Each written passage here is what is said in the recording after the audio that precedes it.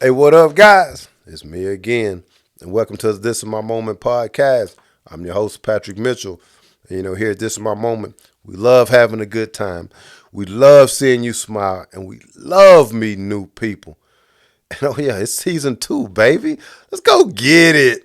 There ain't no stopping it, this is my moment. Join the movement, we bringing people together, bringing positivity, making changes for the better. Cause it's all about. Today, I have someone on the line with me that may get me in my feelings a little bit. I researched on her, and I think it's gonna get a little intense, but I'm alright with intense. Introduce yourself to the family. Oh, well, first, thank you, Patrick. My name is Nancy. Everybody knows me as that, even though I have a few labels, I'll call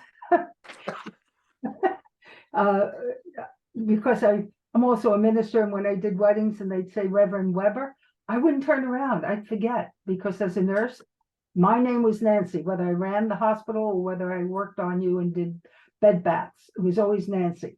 And Yeah. so that's my take. And when somebody asked me what I do in life, I said, I take guidance and I follow it. So that's my story, and I'm sticking to it. Stick to it. Stick to it. I'm gonna tell you what. Taking guidance. I've been married for 24 years. It's man. I get it. Give it and give it. I got you. So when I introduced you, I said it was gonna get heavy, and I hate to get right into it, but I want to know. Like we talked off screen. And my grandfather, he was nosy, and this is who the podcast for. So I like to get nosy. So here's my first question, Miss Nancy. What happened with your first husband when you were pregnant? Like that's the first thing that I saw. So I got to ask that first. What happened? What happened, we were living in Old San Juan, Puerto Rico at the time. Mm-hmm. We had a 2-year fellowship researching split brain studies Hmm. and tried to split mine when I was Okay. pregnant. So he started killing me. And a piece of me is what I'll call Brooklyn. That's where I was born. And I'm, his hands are around my throat. He already pushed me against something. I am worried, concerned about my baby. And I thought about that today and I thought, well, I was a real scaredy cat right before that, most of my life. I didn't stand up for me. I stood up for others, but not me. Yeah. So I was standing up for my unborn baby, I guess. That's my thought. So I faked death. And if anyone ever is in trouble, I don't know if you can do it, but I slumped completely Mm. and dropped to the floor, carefully protecting my baby, although he didn't know. And he casually walked into a kitchen and I could see him. I kind of glimpsed, I was afraid to look, but his back was turned to me and he was casually having a drink. When I rose, I was Mm. not who I had been. Yeah. And I always think it was such a breakthrough for who I was. All my repressed anger over things that happened in my life before that, things I Yeah. lived before that. I think they all came into one big pile and I became a mommy lion. And I stood up and walked over to him and I'll never forget the shock in his face. I was happy. Yeah. I said, I suggest, and I can hear it, I suggest you don't sleep at night any longer. You try touching me again and there will be a knife in your heart. Just like that. And I walked away and I thought, who am I? Because I know I'd never do it. But as long as he thinks I could, I was fine. And so that began a very odd journey. So you was that kind of like an out of body thing? Like I can't imagine. Like I've been shot at and I've been blown up and I've had near death experiences, but I've never like had anyone physically like put their hands on me like that. I've gotten in fights or whatever, but not like that. How, man? Like how did you build that up? Where did it come from? You say you don't know, but like, is it just one of those things? No, um, Okay. I had held back a lot of anger before Mm, things. I had been attacked yeah. before from others, differently, Oh, stranger, whatever. And yeah. I knew what was fair and what wasn't fair. I knew what was right and wasn't. And I owe everything to a woman who long ago lived, and her name is Bubby Becky. She was my grandma. And Ah, she would put people in their place if they dared hurt somebody. So I mm, can recall when my step grandfather, who I was so afraid of, put his foot on my foot and wouldn't let go of my hand. And I started screaming. And my grandmother came, ripped me out of his hands and said, "You dare touch her again, you're going to get punched in the face," or something like that. It was a seed I never forgot. So that's what rose up in me. And I know my grandma's always with me. And she was there that moment. yeah, yeah. She was there and she saw through it that, "Nancy, hold your ground. Just hold your ground." And because couldn't leave Puerto Rico because I was so injured also, my back, I had ended up with a disability, but uh, and I was critically ill after giving birth from medical malpractice. It doesn't really matter. It was just a series of events that Yep. I stood up for myself again and again. And I had to wait to Wow. leave when they gave me permission because I had no car, no money, Wow. but I was fine. I had a wild experience. Yeah, And to say the least. and so did my baby because I sang to her, I talked with her all the time, Yeah, I promised her a good life inside yeah. me and out, and we There you got it. go. Yeah. There you I go. kicked them out as soon as I got home. Yeah. How do you stay mentally tough in a situation like that? Like where's your mindset at to make you know that you can be okay? I thank every day my first nursing teacher in Brooklyn College, Mrs. Norman, phenomenal human being who never missed a beat about anything. She was clear, Yeah. she was calm. I wanted to know how. And she said, "When you walk in to help somebody, put your troubles in a bag, go and help. You come out, you want to pick up your troubles, go ahead and pick them up or leave them, your choice." And I had been practicing that since I'm 16 when she first taught that. So Mm, when I run into having no money, having no work because I was disabled, having a second husband who liked the couch more than he liked work, um, depressed probably, couldn't get up. And at of that time, course. I had a child with him, and I'm sitting there going, "Okay, time for a change." And so I Yeah. started deep breathing. And all the gifts I had been blessed with my whole life, my intuition, what we call clairvoyance, clairaudience, mediumship, whatever, all Hmm. came rolling and synthesizing together. And before I knew it, people were showing up at my door. Wow. Just happened.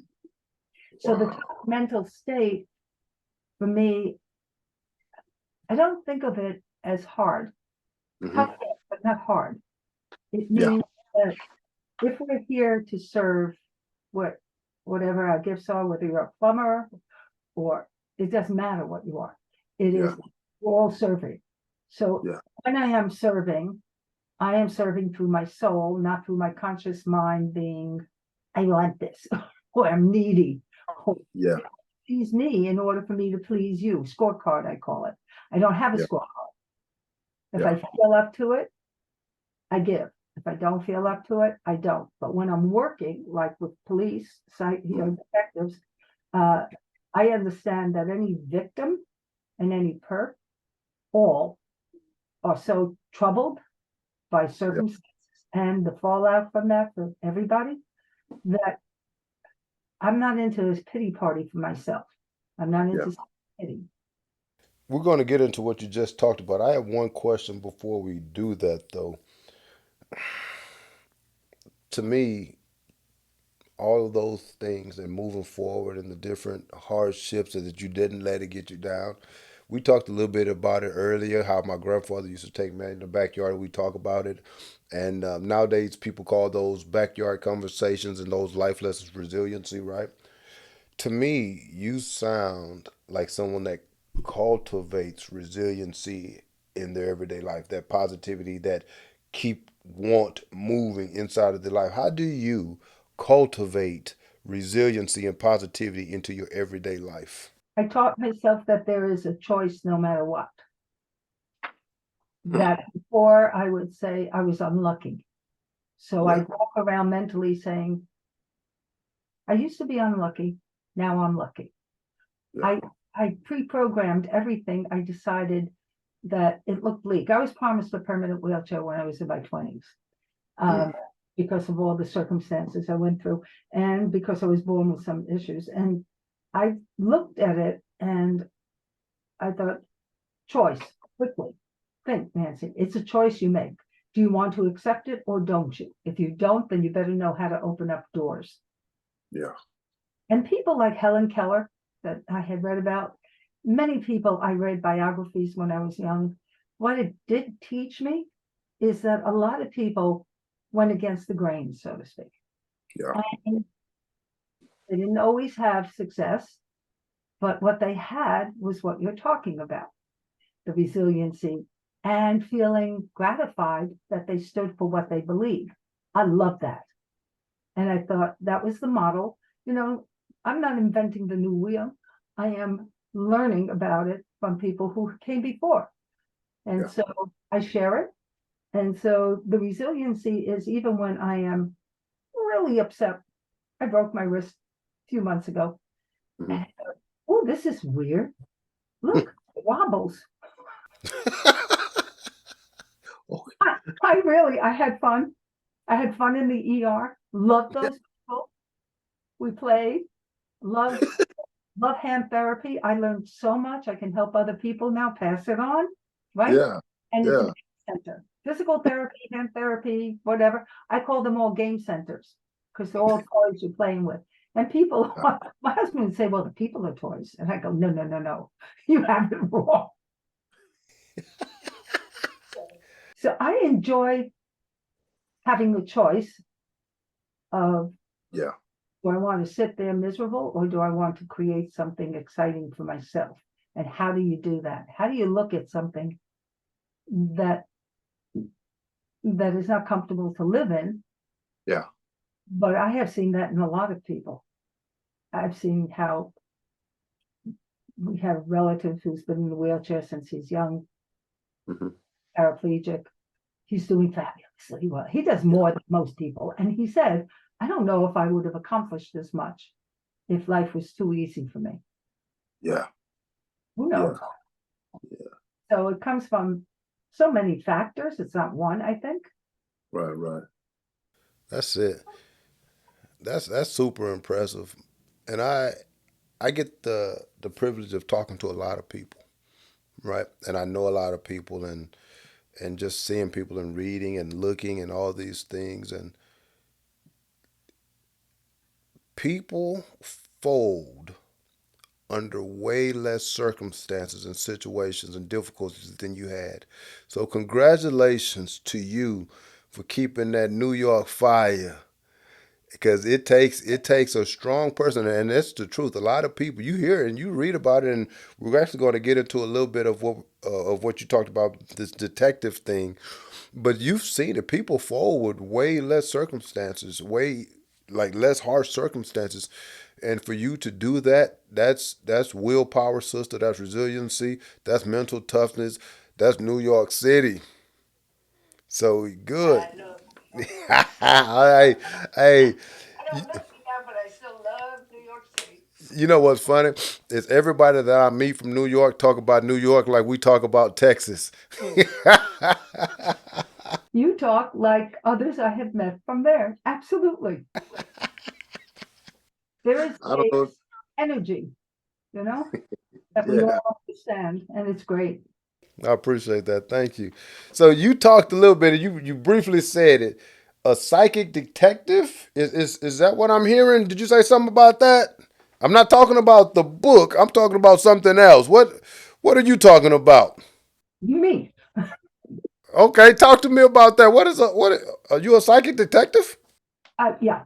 So about 1975, had left nursing career and I didn't know what to do. And I opened up 6 months later a practice as a medium and a psychic very successfully. Didn't label it that. I had no clue. People just showed up and said, well, how are you healing? And what do you, because I always have been into holistic health, self care. And I was Mhm. knowledgeable about it. I they had no money, but I could read books. And so I read every book there was, and I applied it, and I channeled and whatever. And then I knew when people were ill. So, but in 5 years, I moved to New Jersey, and the first month I rescued an animal or so, I don't remember. And suddenly I'm on the front page. Psychic communicates with animals of a local paper. Hmm. And it had been successful where I was, but not in this. And a karate instructor for my son, he was 4 at the time, pulls me aside the first week and says, "You ever work with the police?" I said, "No." Oh, no, I didn't say that. I said, "Why?" My answer is, "I'm not telling you anything until you tell me why," right? And so, Yeah. not giving her the, she said, "Well, there was a rape." And before she could finish her sentence, I described him. And so she told her superior officer, who was the chief of detectives.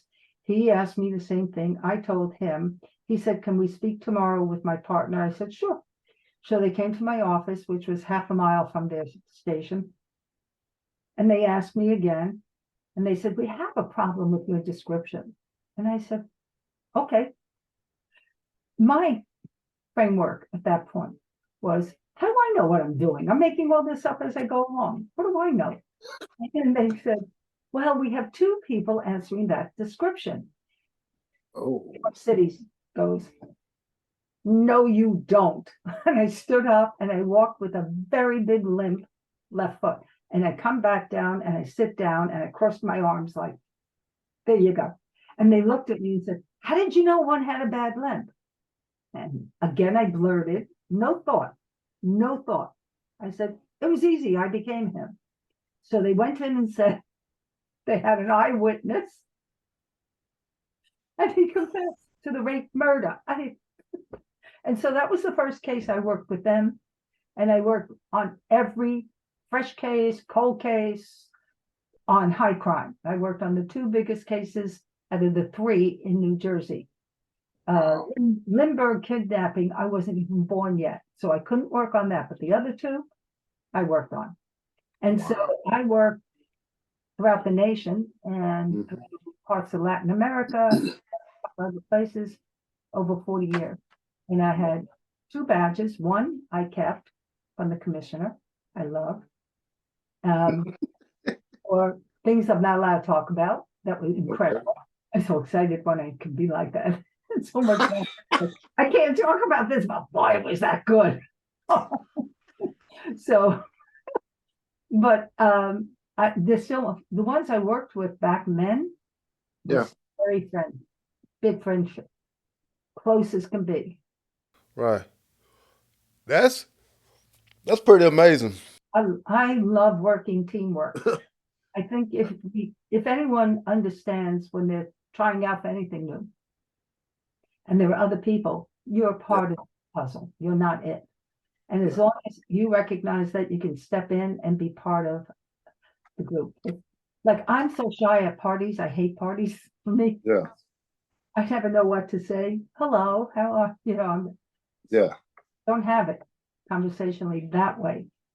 But give me something that we care about and good people who care. I'm thrilled to be with them, and I'm Yeah. honored to be part Yeah. of it. Yeah. And I have my own police wallet with my own badge, so I'm safe driving. Hey, that's solid right there. That's an amazing story. That's one you don't hear every day. I don't hear it every day either. I try not to. So let me ask you this: being a psychic detective, I see something that you have a book. Is that true? You have a book? I have 2 books. Yes, So one, it says "The Life of a Psychic Detective." Is that the first book or the second book? first book, and it's all adjudicated cases, meaning everyone is safe to talk about it. Okay. One's they're either dead or they're never coming out anyhow Yeah. till all appeals are met. So I never talk about cases that are not that way. And Right. Right. most of it is confidential anyhow. I Yeah. think and I keep it. Man. Those are the cases I can talk about that were historic in some ways. The first parental kidnapping felony charge. Yeah. I don't know if it was for the country or just the state, but the judge could have lost his judgeship giving the bench warrant on a felony because the investigator told him a psychic gave me the information. And the judge said, "Do you trust her?" He said, "Absolutely." So they put their name on your name. Yep, they did. Mm. And thank God it was fine. I met the judge after he retired and I said, "You could have lost your judgeship." He said, "That's right, but 3 kids were missing and you found them." Mm. Yeah. What incredible people. So when we look at that, look at the judge Yeah. risking Yeah. captives of homicide, risk their pension, risk their Yeah. jobs to work with me Yeah. because prosecutor said, "Oh no." And they went behind their back and did it anyhow. And they would do it again because they were that good people who said any tool that will give us something to go on is good. But you know what? You know what I hear? You said they're good people, but I'm gonna tell you what. In order for me to stake my livelihood on someone else, that person has to be a good person. Because at the end of the day, you don't put your money on somebody else's back. So that says a lot about who you are, Miss Nancy, as a person and as a credible puzzle piece to all of these things. So while you're giving those people credit, I'm gonna give you credit because I'm gonna tell you what, Patrick, if I got to put my money on somebody to where I lose pension or it changes the way that I eat lunch or take my wife out to dinner, I may not put my money on it. But for those people to trust in what you do and who you are enough says boatloads about who you are, Miss Nancy. Thank you, Patrick. I So think that it's one of you just said something because so many people who love to help say, "Well, how do we get to work with them?" And I'm saying, "I don't know because I didn't ask for it. I yeah, never." And so I think part of it is once they trust you, because they pass the word around. hmm, So it's the initial contact that has to happen well. yeah, right, Because as long as I know that I don't know if I'm right, and as long as they understand that, and they also know I'm not talking about it. I don't talk yeah, about case. They yeah, didn't know in Bud Lake, where I lived in Bud Lake, New Jersey, where at the time, or any place else, until I walked in to get I had to wear a police uniform in disguise once with the police. hmm, That's something, I don't know. Uh, it's crazy. But I need to get, I guess, the Billy Club or whatever it is. And I go in the store and he says, "Oh, you're the psychic working with." I went back to the town livid. I said, "Who talked about me?" And you're not allowed to speak that I do this. yeah, Right? They took my mm, number off my house. They told the fire department and post office where I lived and said nobody else is to know. Because mm. my life could be in danger when I was working on uh, Cases, yeah, two very hot cases, yeah, national headlines. So mm, yeah, I did not want to participate any other way. I'll do my yeah. work and then I'll go out dancing and work it off. Wow, that's crazy. Let me ask you this: how did you separate yourself? Like, like when you said you started walking with a limp, right? That is, like you became him. How does Nancy separate herself from the detective lifestyle? Like, how do you do that? That's it. Not an easy answer. I always Okay. believe in building a bridge between all things, all difficulties, all anything. If I feel um, emotionally wrought over something, I know I need to do something sweet, kind, restful, peaceful, something enjoy. So uh, uh, I became how do I do pen and ink drawings? I can't draw a stick figure, so I taught myself. What do you do next? Okay, so I learned how to do yoga. Then I taught it. I work on creativity Yeah. as the thing that will balance my life. Yeah. You know, mindfulness, meditation, everyone calls it differently. Everyone does it differently. People have their set way. I don't.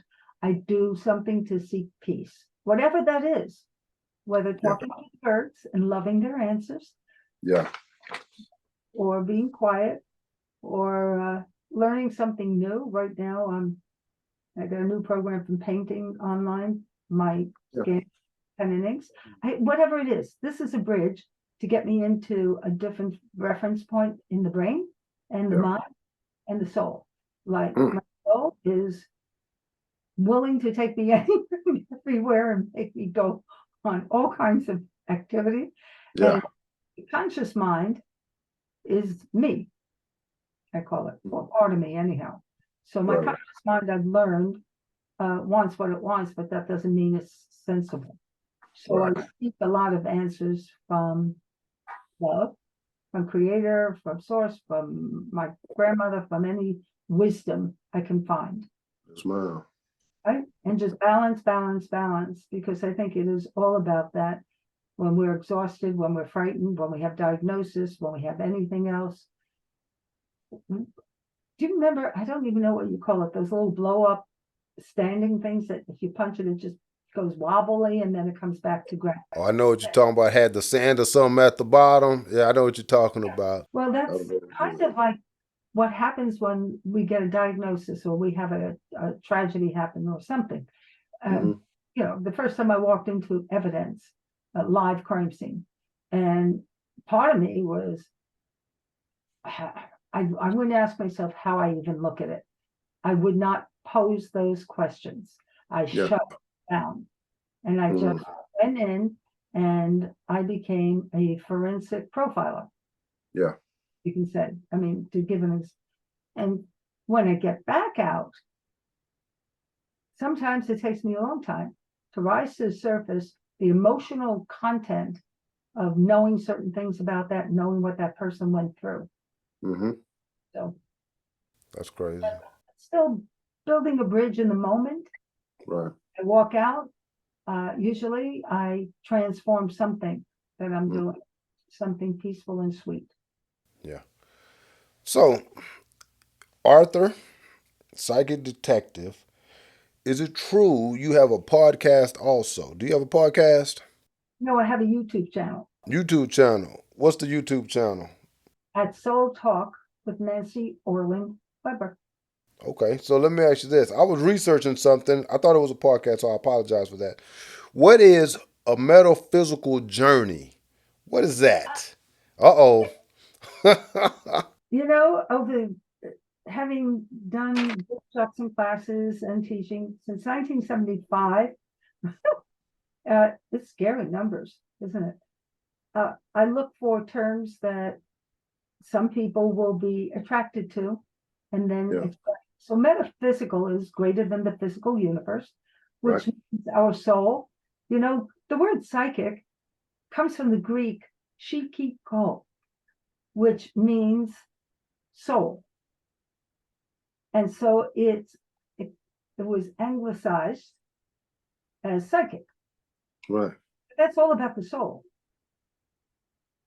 Mm, Got it? I got it. Right.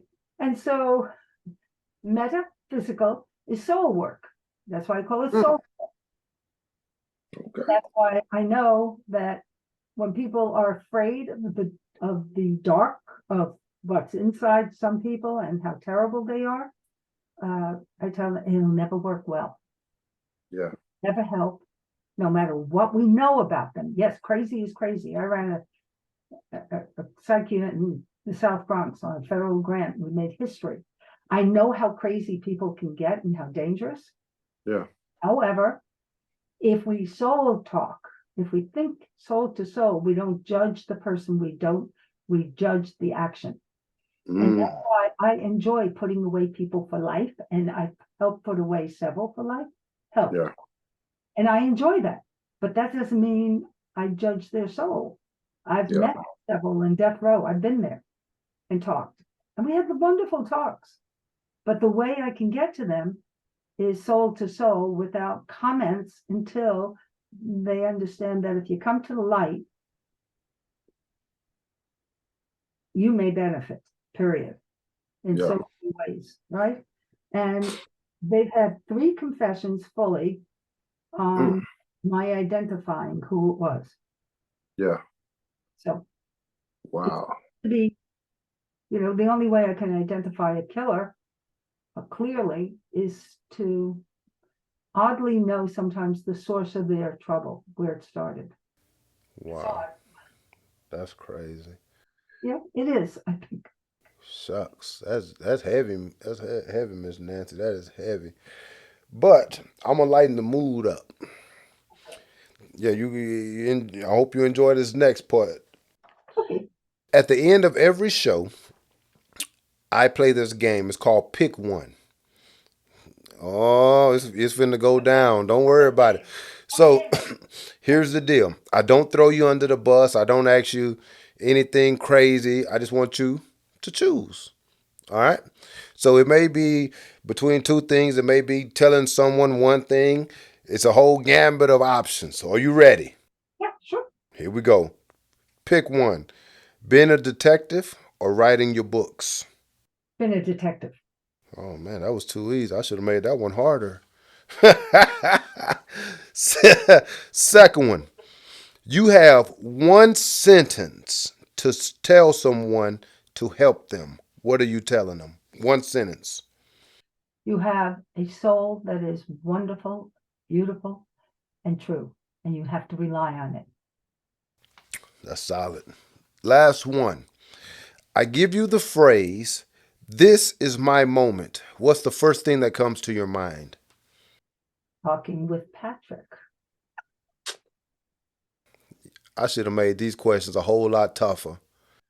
Love it. You done knocked these out the park. Miss Nancy, Yes, my dear. we're done. Oh, Thank you're so wonderful. You are so wonderful. I love it. Thank you very much. Ma'am, don't go anywhere. I'm finna close the show and I'm gonna come right back to you, okay? Hey guys, Miss Nancy said something that was ridiculously intuitive. Do something to seek peace. Do it, man. Find that what makes you happy and comfortable and grow into that. It's imperative that you do that for your own personal well being. You got to go get it. And guys, at the end of the day, just like I said, go get it! Join the movement, we bringing people together, bringing positivity, making changes for the better. Cause it's all about growth, all about success. We wanna see you rise, wanna see you at your best. Hey, keep it rolling, we gotta keep